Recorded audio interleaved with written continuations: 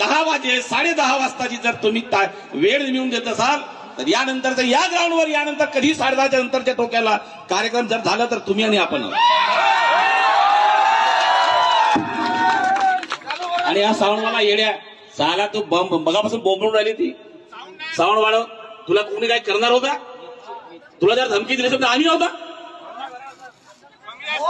फुकार दिले का कोणी पैसे कोणी पोलीसवाल्यांनी तुला सांगितलं असेल की असं कर त्याचं कर हे काय चाललंय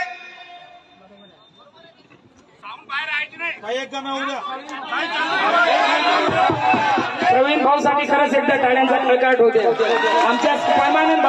परमानंद भाऊ मेश्राम यांच्यासाठी टाळ्यांचा कडकडाट होऊ द्या समाजात असेल लाल पाहिजे आम्हाला दलाल नाही पाहिजे इमानदारीच्या सांगतो आणि खरंच तुम्हाला असं वाटत असेल आमचा 10 नाही रातभर कार्यक्रम झाला पाहिजे खरंच एकता दाखवा रे कारण तुम्हाला माहित आहे आताच परमानंद भाऊ बोलले की माझ्यावर तुम्हाला माहित आहे साधा एका केसची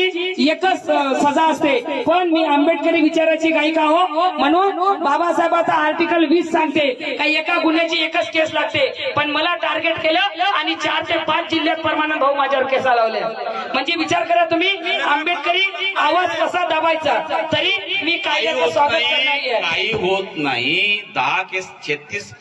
42 46 केसेस जगणारा परमानंद मेश्राम त्यामुळे घाबरण्यासारखं काही नाही मुद्दा असा आहे